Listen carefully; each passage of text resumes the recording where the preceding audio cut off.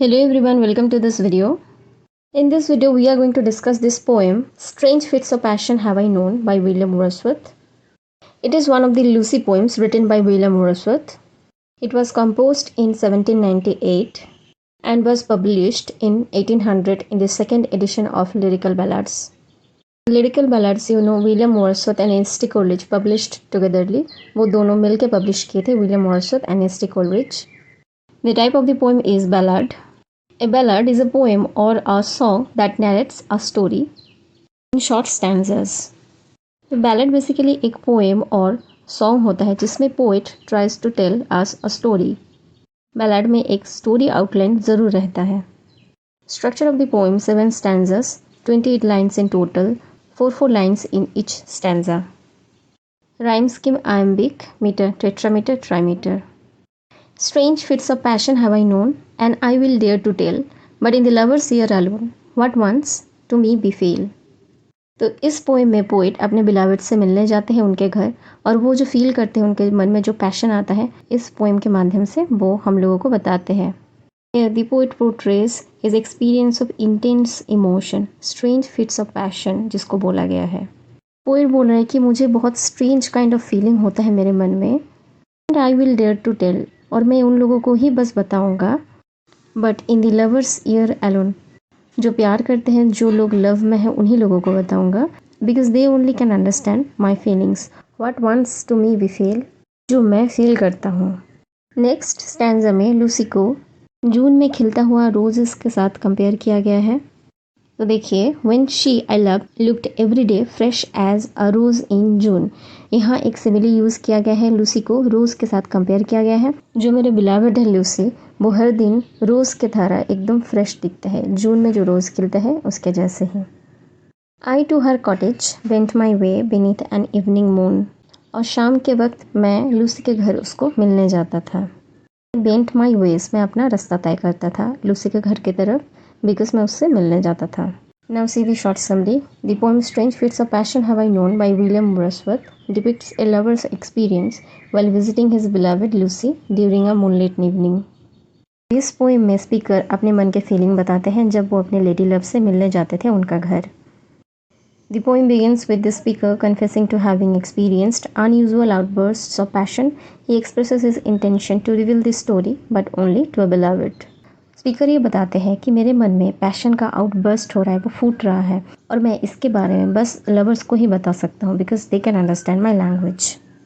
The speaker reminiscences about the time when his beloved referred to as Lucy appeared radiant and beautiful like a June rose every day. तो speaker अपने lady love को जून के रोज़ के साथ compare करते हैं और बोलते हैं कि वो बहुत ही ब्यूटीफुल दिखते हैं. Driven by there affection, The speaker would visit Lucy's cottage beneath the evening moon. और इतना गहरा प्रेम था उन दोनों में, उसके वजह से लूसी के खुद के घर में वो मिलने जाते थे इवनिंग टाइम में. Upon the moon I fixed my eye all over the wide lea. With quickening pace my horse drew nigh those paths so dear to me. जहाँ से पोएट चल के जा रहे थे वो एक बहुत बड़ा फील्ड था, और उस फील्ड के दूसरे साइड में पहाड़ था जिसके एकदम top of the hill Lucy का घर था. तो रास्ते में चलते हुए पोएट चांद की तरफ देख रहे थे, उनका आई फिक्स था चांद की तरफ, और जहाँ से मैं चल रहा था वो पूरा एक वाइड ली का मतलब माठ होता है, फील्ड होता है. With quickening pace my horse drew nigh those paths so dear to me. और मेरे हॉर्स बहुत जल्दी जल्दी चल रहा था, अपना कदम बढ़ा रहा था towards the house of Lucy. और ये जो रास्ता है, ये जो पाथ है, ये मेरे दिल के बहुत ज़्यादा करीब है. Because I used to go through this path to meet my beloved Lucy. And now we reached the orchard plot, and as we climbed the hill, the sinking moon to Lucy's cot came nearer and nearer still. तो जब poet अपना रास्ता start कर रहे थे तब evening moon था. Evening moon मतलब क्लाइंबिंग मून. मून तब आसमान पे चढ़ रहा था, लेकिन इस स्टैंजा में पोइट सिंकिंग मून के बारे में जिक्र कर रहे हैं. पहाड़ के नीचे तरफ बगीचा होता है, जहाँ चाय, फल या फूल खिलते हैं, वहाँ एक बगीचा होता है. हम लोग ये नीचे साइड बगीचे की तरफ पहुँच गए. हम लोग ऊपर हिल में चढ़ने वाले हैं टू रीच लूसीज हाउस. कॉट का मतलब होता है बेड. तो जितना हम लूसी के घर के करीब जा रहे हैं उतना ही सिंकिंग मून लूसी के घर के पास आ रहा है. और ये जो मून डूबने का एक सिग्नल है, this is an ominous sign, ये एक नेगेटिव इम्प्लीकेशन है. It is signifying something bad is going to happen. Now let's see the short summary. During one of these visits, as he gazed at the moon in the vast meadow, his horse carried him closer to the cherished paths. तो ऐसे ही एक दिन poet visit कर रहे थे अपने beloved Lucy के घर, और वो घोड़े में सवार होके लूसी के घर के तरफ जा रहे थे. चांद आसमान में था और चांद के तरफ ही पोइट देख रहे थे, वो गेज कर रहे थे. He was gazing at the moon. और उनका जो घोड़ा था वो बहुत जल्दी जल्दी अपना रास्ता तय कर रहा था. They eventually arrived at the orchard and ascended the hill. और तब वो लोग नीचे पहाड़ के करीब आ गए थे और अभी वो लोग ऊपर चढ़ने वाले थे. Meanwhile, the moon appears to descend closer to Lucy's cottage, growing nearer with each passing moment. और पोइट जितना लूसी के कॉटेज के पास जा रहा है, डूबता हुआ चांद लूसी के कॉटेज के उतना करीब आ रहा है. In one of those sweet dreams I slept, kind nature's gentlest boon. And all the while my eye I kept on the descending moon. रास्ते में चलते हुए पोइट मून की तरफ देख रहे थे और ऐसा लग रहा था कि he was sleeping, और वो सपने देख रहे हैं, गहरे नींद में हैं. यहाँ वो सपने को नेचर का गिफ्ट बताते गए. And all the while my eye I kept on the descending moon. लेकिन मेरा आँखें खुला हुआ था और पूरा टाइम डूबता हुआ चांद की तरफ मैं देख रहा था.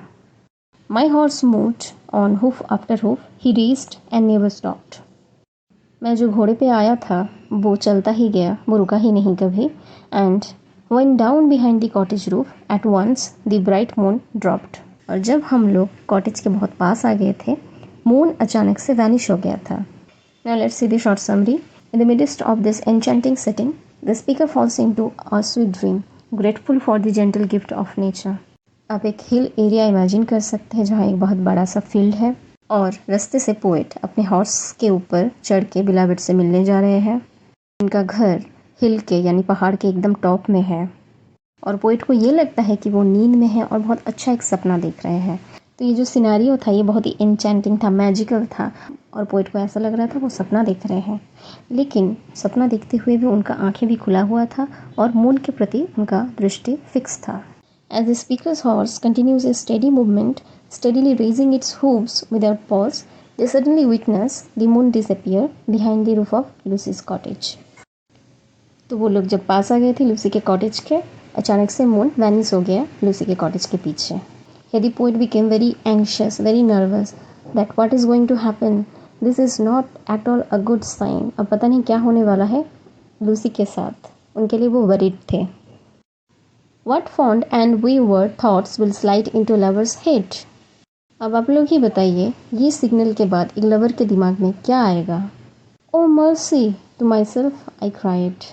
मैं अपने ही मन में रोने लग गया. ओ भगवान क्षमा करो हमें, ओ भगवान रक्षा करना. If Lucy should be dead, अगर लूसी को कुछ हो गया तो, लूसी मर गई तो. Oh mercy ये एक एक्सक्लेमेटरी स्टेटमेंट है, ये एक फिगर्स ऑफ स्पीच है जिसको एक्सक्लेमेशन बोला जाता है. और डिसेंडिंग मून को आप सिंबल मान सकते हैं for death.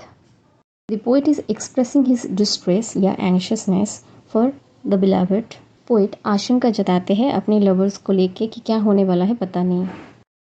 In this moment the speakers mind is overcome with a flood of anxious and erratic thoughts that commonly plague a lovers mind. इस टाइम पोइट के मन में से वो पैशन या एक्साइटमेंट हट के एक ऑमनियस फीलिंग आया था, एक इविल फीलिंग आया था. Worriedly, the speaker exclaims internally, fearing the worst, and wonders if Lucy might be dead. और स्पीकर अपने मन में ही एक आशंका जताते हैं कि पता नहीं लूसी के साथ क्या होने वाला है, शायद वो मर भी सकते हैं. So this is how the poem ends. तो इस पोएम में हम लोग नोटिस किए how the poet is expressing his feelings और emotions and passion towards his beloved. और वो अपनी लवर से मिलने उनके कॉटेज या घर में जाते हैं, और जाते टाइम रास्ते में मून को देख के उनके मन में कुछ विचार आता है जिसकी वजह से वो बहुत परेशान हो जाते हैं कि पता नहीं क्या होने वाला है मेरे लूसी के साथ. So it is a very short poem. Thanks for watching and follow for more such videos.